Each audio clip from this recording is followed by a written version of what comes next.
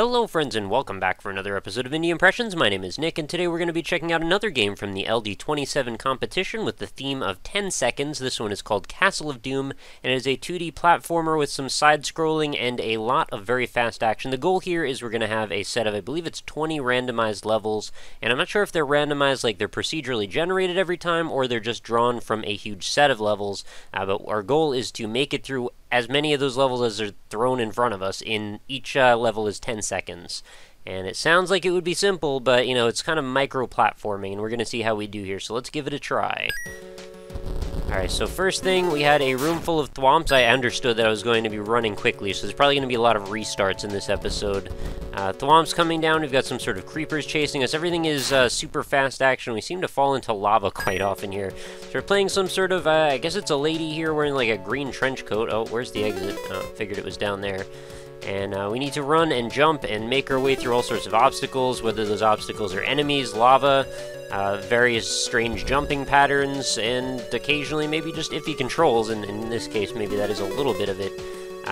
But it is a good challenge, I have to say, and things are well scaled, I think, for the amount of time we have to go through them. It's usually that you get about 2 mistakes before you're done. So that's how I made it to level 4. I have not made it very far so far. I've done a couple of test runs before we got started, spent about, you know, a minute or so with it. The one thing I have to notice is the levels are not necessarily all equal, and there isn't really a good difficulty curve to them. You just occasionally end up with levels like that, where it basically just started falling into lava, and I wasn't sure if I was going to make it out alive or what. But I've also had some issues with collision. Yep, I have seen this level before. I've run into situations where it's sort of clipped off the edge of corners, and, you know, the lava, as you can tell, as you've probably seen me demonstrate a couple times, is one-hit kills. You have to be a little careful, and in that case, if I fell off of those platforms, I was pretty sure I was going to be dead. So it's kind of tough. You got to maybe learn some of these level layouts beforehand, which sort of removes a little bit of the quick nature of the way this is all set up. I would have preferred that it was more like a really short, the quick bite-sized version of like something like Super Meat Boy, where the level design speaks for itself, but there's also, you know, you can sort of sight read what you're doing as you're playing it. Also, not very much diversity in terms of like graphical aesthetics. Everything seems to be the same sort of drab gray, which is fine. I mean, again, we're keeping in mind this is a competition. Games are designed in 48 hours, and there's really not a lot of extra time for things, so it's pretty incredible that they got things working as well as they did. For the most part, I think things do work pretty well. It's just there's a couple of little issues. Like I mentioned, some collision clipping issues, and, you know, occasionally I've run into enemies that'll sort of stun lock you in place, or you just randomly will fall off an edge. You can sometimes clip through walls. I know I've made that mistaken jump about 5 times in that level.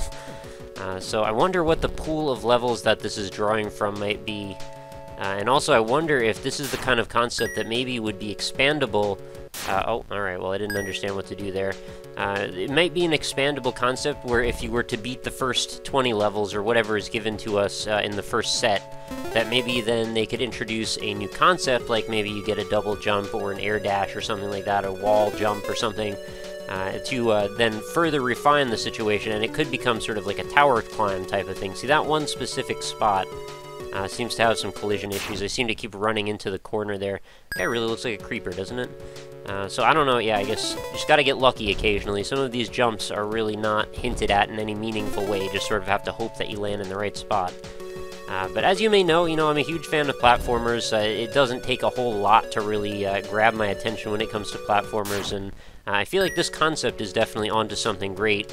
Might still have a little bit of more development needed before it's really, all the way there, but I could see there's a solid concept to this. The half-minute hero of platformers, perhaps. And I have no problem going through levels really quickly. I think it's actually really fun to do sort of a time trial setup. But I think if you're going to do that, maybe you want to present these in a fashion that you can maybe memorize if our goal is to basically be as fast as possible. And especially when you can't necessarily see every element of the level design. There's no chance, like in Spelunky, how you can look down and see what's under you. That sort of makes a pretty serious difference in your chances. And see, that position I was stuck in was a little bit awkward. There wasn't really a good way for me to get out of it. But I believe I did make it through 10 levels, and I think I'm seeing a lot of repeats now on the level design. Again, not a big deal, but, this could be kind of a cool concept if you were to take something like this make it almost foolproof as far as level design goes, and then just open it up to the community, and just do something like what they tried to do with the Super Meat Boy level community, where they just let, basically crowdsource levels, and just have people go nuts with it, and see how many you can make of various types, provided they are beatable. So I guess there'd have to be some sort of an algorithm for solving the level, and then just, unleash them to the wild. It just fell through the floor there, which is a little weird.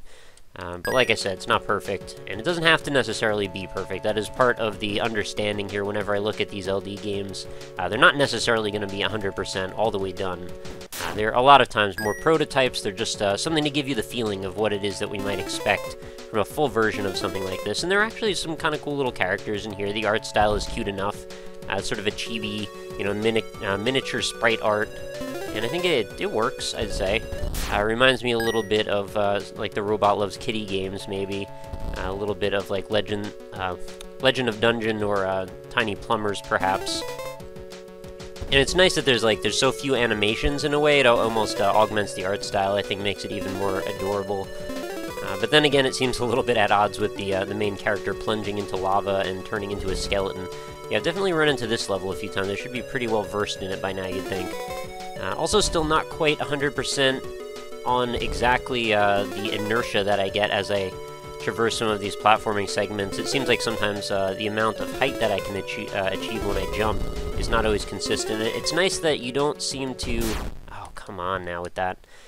You don't always seem to just immediately die when you take a hit by an enemy. It's more just an impediment to slow you down or knock you out of the way. Which, I don't know if I needed any more impediments, but, it's nice that it doesn't just instant kill you. Although that could be like a hardcore mode or something, I suspect. That could work out if the levels become particularly well done and become easy to read. But I'd really love to see some more tile sets.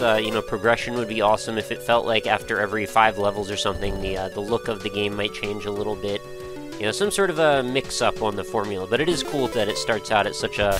Oh, again, right into the lava vat. It starts out as such a basic concept, but it is challenging. It's easy to learn, hard to master. I think it's always a good concept when it comes to making a replayable game. And as you've noticed, I haven't really stopped playing it for the entirety of this time that I've been talking. Despite how many mistakes I've made, I haven't really gotten too frustrated, although I have to say not all of them were necessarily my own fault. But like I said, still could use some work. But I think that's about all I really have to say on this one. It's not the most in-depth experience, but it's definitely not interesting at the same time. It is definitely interesting, and it is probably worth a few minutes to mess around with and see if maybe you could solve all of these jumping puzzles, because for whatever reason, I just don't seem to have the ability. I just keep falling into the lava.